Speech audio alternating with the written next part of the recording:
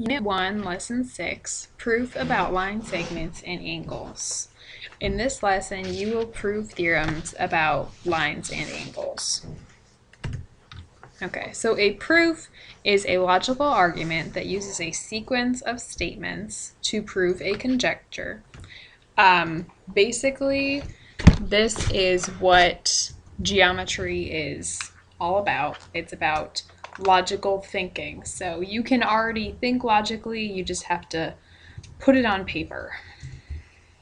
And a theorem is a true statement that follows as a result of other true statements.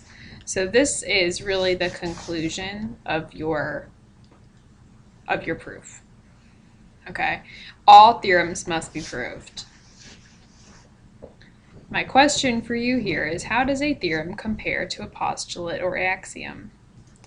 And if you remember from a previous lesson, postulates and axioms, which are, again, the same thing, they are accepted without proof. And a theorem written right here, it says all theorems must be proved. So the difference is one must be proved, the other is just accepted as true. Okay, to write these proofs, you need to be familiar with your algebraic properties. These are in your textbook on page 96 and 98. But you can see the addition property of equality, subtraction, multiplication, division. These are things that you're using already to solve equations. There are reflexive properties, symmetric, transitive, and substitution. So again, you already know these. You might just have forgotten their names. So go to page 96 and 98 and brush up on their names. The segment addition postulate says that if point B is between A and C, as it is here, then segment AB plus segment BC is equal to segment AC. Again, seems like common sense. So if this is 2 and this is 4, then segment AC is 2 plus 4, which is 6. Okay. We need that for example 1, which is prove the common segments theorem. So we see here that segment AB is equal to segment CD. That's already marked on the diagram. We want to prove that segment AC, so that is here, is congruent to segment BD. And again, it looks like common sense. They share the middle part, those are equal, duh, but we need to work it out step by step. Okay. So our first statement, segment AB is equal to segment CD. How do we know that? Well, if you look up here, it's given to you. So your reason for this is given. If you're given the information, use it. Next statement, segment BC is equal to segment BC. How do we know that? Well, it's the same segment, which means that this is the reflexive property. So reflexive, think of your reflection in the mirror. You're looking at yourself. Of course you are yourself. Okay. Third statement, segment AB plus segment BC is equal to segment BC plus segment CD. Where did this come from? I see AB and CD here, and also up here. Okay, so those are the same. And then we added the same thing to both sides. If you add the same thing to both sides, then you have used the addition property of equality. So this is addition, or the addition property of equality. Okay. Fourth statement, segment AB plus segment BC is equal to segment AC. Segment BC plus segment CD is equal to segment BD. Okay, how do we know this? So let's look up at the picture again. So AB plus BC equals AC. And CD plus BC equals BD. Well, we're adding two segments together, two smaller segments, and saying that it's equal to the larger segment. That, my friends, is what we looked at on the previous page. That is the segment addition postulate. And remember, a postulate is accepted without proof, so we can use that in our proof here. Okay, so finally, we're saying that AC is equal to BD. Why? Well, if you look here, we've said this side is equal to this side. And you see here, AB and BC are here. And BC plus CD is here. Okay? So really, we've taken these two things that are equal to each other, set them equal to something else, and then we say that these bits are equal. So we just substituted here, okay? So I could put in, instead of AC, I could say BC plus CD because, or sorry, instead of AC, I could say AB plus BC, which would be here. Instead of BD, I could say BC plus CD, which would be here.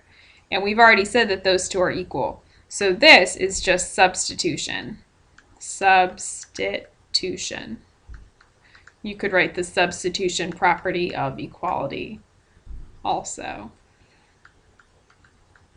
Okay, so now you see that there are no more steps underneath this.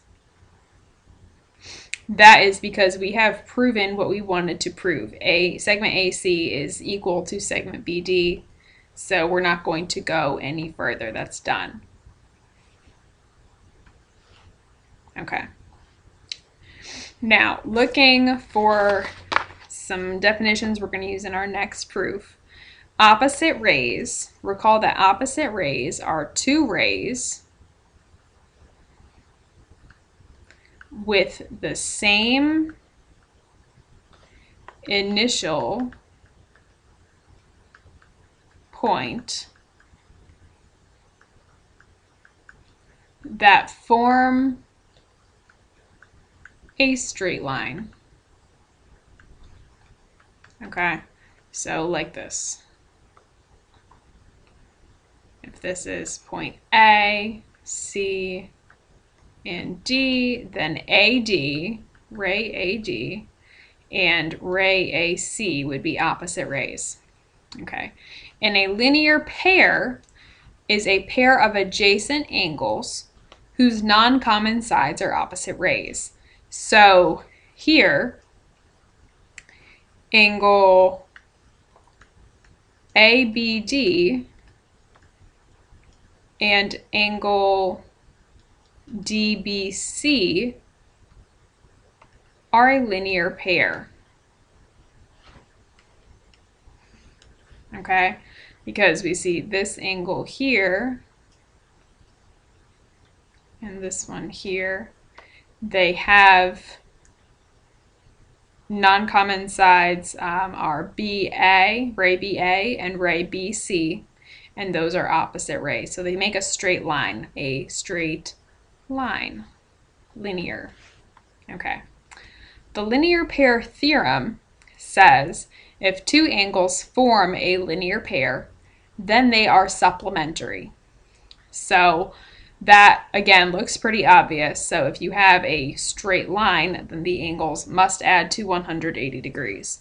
So here, angle DBC plus angle DBA equals 180 degrees.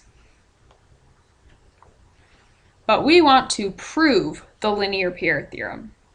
So what you are given is that angle DBC and angle DBA are a linear pair of angles. You want to prove that they are supplementary angles also then. Okay. So your first statement here says, angle DBC and angle DBA are a linear pair. Our reason, just like last time, is that this is given information. Okay. Now, ray BA and ray BC are opposite rays. That is the definition of a linear pair. So, since we know that these are a linear pair, we can use the definition of what that is to continue our proof. Look to the previous step to see where you should go next. So, BA and BC are opposite rays. That was the definition of a linear pair. Okay. So then we can say ray BA and ray BC form a straight line. How do we know that? Well, if you look back to the definition of opposite rays, of a linear pair, you see that non-common sides are opposite rays, and opposite rays form a straight line. So this is another definition. This is the definition of opposite rays. Okay. Number 4, the measure of angle ABC equals 180 degrees. So ABC is 180 degrees. We know that because that is the definition of a straight angle. Okay? You know it's a straight angle because it's a straight line. Number 5, the measure of angle DBC plus the measure of angle DBA is equal to the measure of ABC. So DBC, DBA, ABC. How do we know that? So DBC, DBA equals this. You have two small angles equaling the larger angle. That is angle addition. So this is angle addition postulate.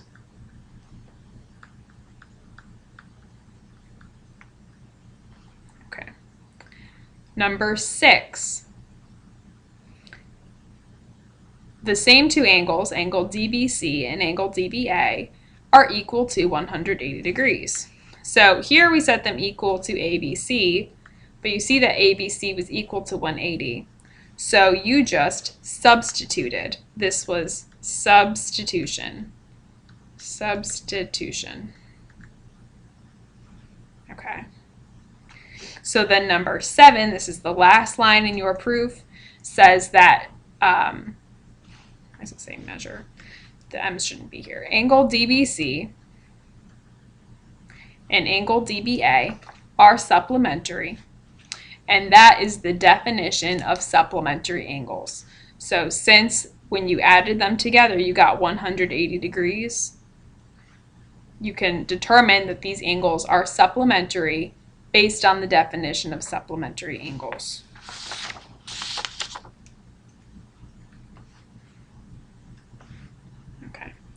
We do have one more proof here, and that is the vertical angles theorem.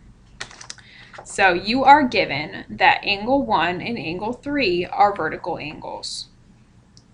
So 1 and 3 are vertical angles. We want to prove that the measure of angle 1, M stands for measure, is equal to the measure of angle 3. So vertical angles theorem says vertical angles are congruent. We are going to prove that now. Okay. So 1, angle 1 and angle 3 are vertical angles. That is given information. That is exactly what it says in given. Number 2, angle 1 and angle 2 are a linear pair. Angle 2 and angle 3 are a linear pair. So That is the definition of a linear pair. You see that these are two lines. So 1 and 2 are sitting on the line. They form a straight line. 3 and 4, 2 and 3 also form a straight line. Number 3, angle 1 and angle 2 are supplementary. Angle 2 and angle 3 are supplementary. This was the linear pair theorem,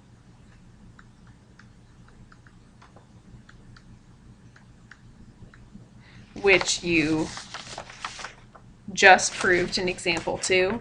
So that says that if you have two angles that form a linear pair, they are supplementary. So angle 1 and 2 form a linear pair, therefore angle 1 and 2 are supplementary. Number 4, the measure of angle 1 plus the measure of angle 2 is equal to 180 degrees. So these are the same two angles from 2 and 3. Measure of angle 2 plus measure of angle 3 equals 180 degrees.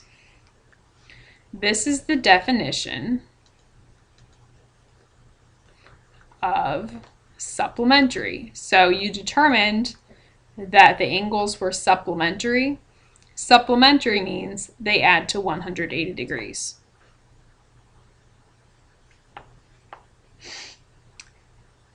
Number 5, the measure of angle 1 plus the measure of angle 2, so that's here and here, is equal to the measure of angle 2 plus the measure of angle 3, okay?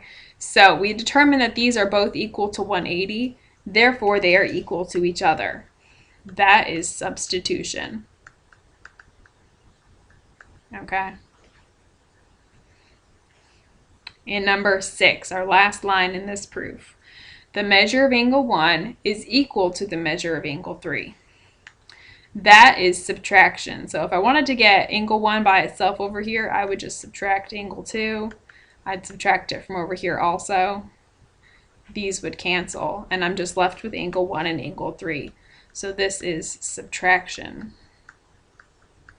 or the subtraction property of equality.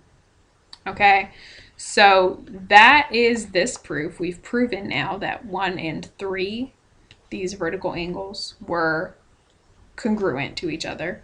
And that is the beginnings of solving proofs. You'll have some of these to work on in class.